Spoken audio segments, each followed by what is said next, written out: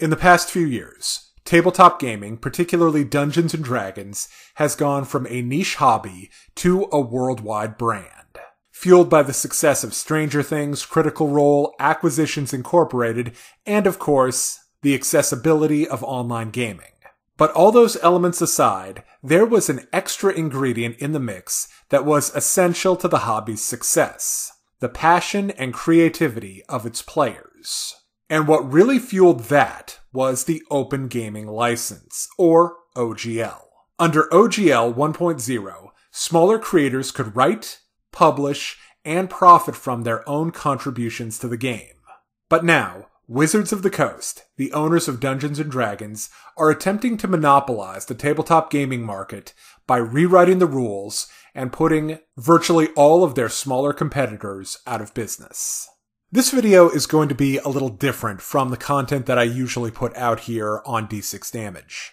Generally, I like to wait until all the facts are out before forming an opinion on any given topic. However, what we've seen from the leaks of Wizards OGL 1.1 are so damning that I felt now was as good a time as any to comment. This video is going to be broken into 3 sections. First, I'm going to talk about the new OGL, what it does, and why it's honestly an insult to everyone who plays Dungeons & Dragons or has ever made a creative contribution to the hobby in the form of publishing their own content or creating videos or even getting a friend into the hobby. Next, I'm going to be talking about, in the short term, what I personally plan to do about these significant changes to the hobby that I care about. And after that, I will be discussing my long-term plans for what to do about the changes to the OGL. Alright, let's begin with Wizards of the Coast Open Gaming License version 1.1. Version 1.1 is an attempt to rewrite the original OGL, rescinding the rights and privileges that the Open Gaming License conferred on smaller creators who wanted to use the D20 system to create their own content. One of the biggest legal questions that needs to be answered going forward is, does 1.1 apply retroactively?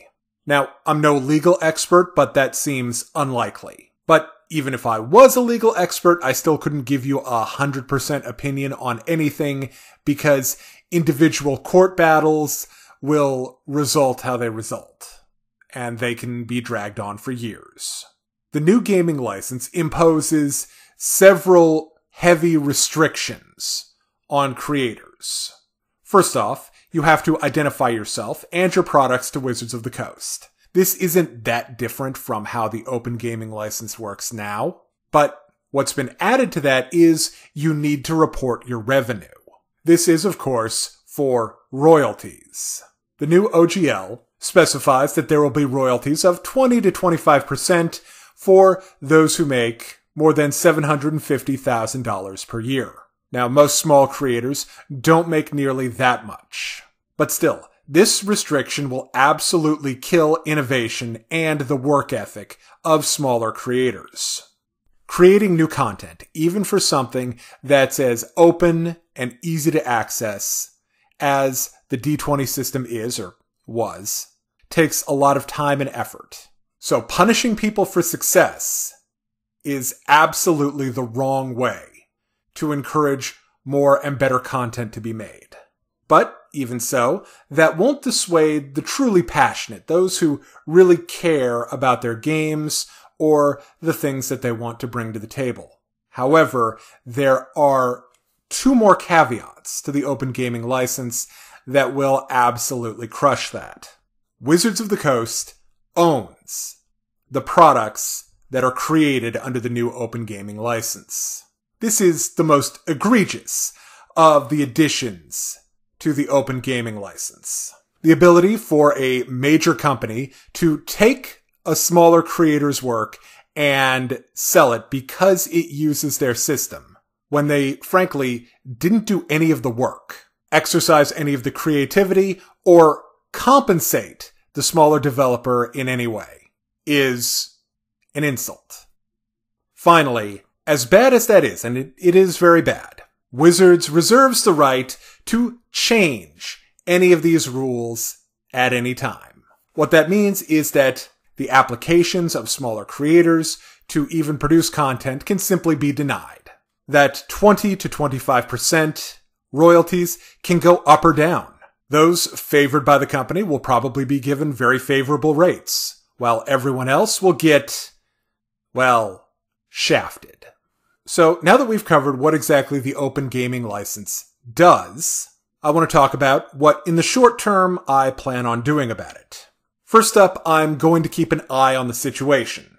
D6 Damage is almost exclusively a Pathfinder channel, Pathfinder 1E specifically.